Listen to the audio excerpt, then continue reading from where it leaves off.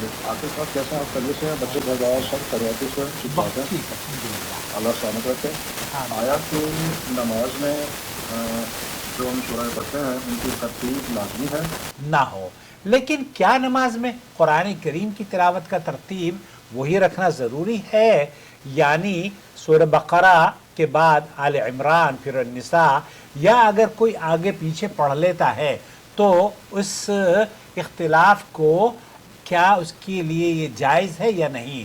तो शेख इब्न बाज़ रहमतुल्लाह अलैह ने फरमाया कि अगर कोई शख्स कुरान करीम की तिलावत करते वक्त नमाज में, चाहे वो इमाम हो या मुक्तदी हो, अगर वो सूरह बकरा के बाद आल इमरान फिर अन्निसा उसी तरतीब से आगे पढ़ जाए, लेकिन अगर कोई शख्स कुल या अय्युहल काफिरून पहले पढ़े, फिर दूसरी रकात में वद्दुहा पढ़ ले या वो 3 पढ़ ले, तो इसमें भी कोई हरज नहीं है अगर तरतीब उलट पुलट हो जाए।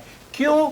क्योंकि नबी करीम सल्लल्लाहु अलैहि वसल्लम से साबित है कि आपने बाज़ रातों में सूरह बकरा के बाद सूरह निसा और फिर आल इमरान पढ़ी, यानी आल इमरान को आपने मुअख्खर कर दिया।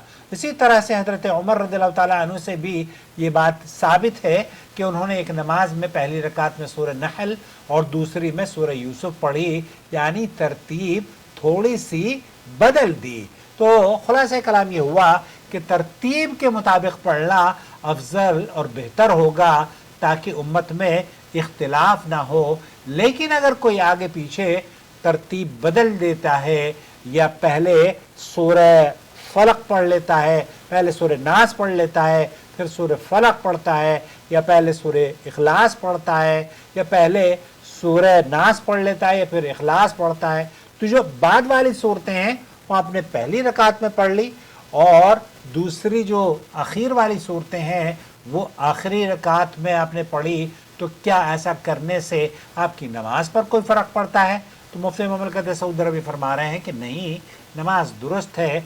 अफजल था कि आप उसी तरतीब का ख्याल रखें, लेकिन अल्लाह के रसूल सल्लल्लाहु अलैहि वसल्लम ने भी बग़ैर तरतीब नमाज़ों में तिलावत की है, और उमर फ़ारूक ने भी नमाज़ों में बग़ैर तरतीब के तिलावत की है, जिससे ये पता चलता है कि ये जायज़ अमल है मुक्तदी के लिए भी और इमाम के लिए, यानी कि मुनफरिद के लिए भी और इमाम के लिए भी। उम्मीद है वजाहत हो गई होगी। चैनल को सब्सक्राइब कर लीजिए प्लीज़, और हमारी वीडियोस को लाइक किया करें।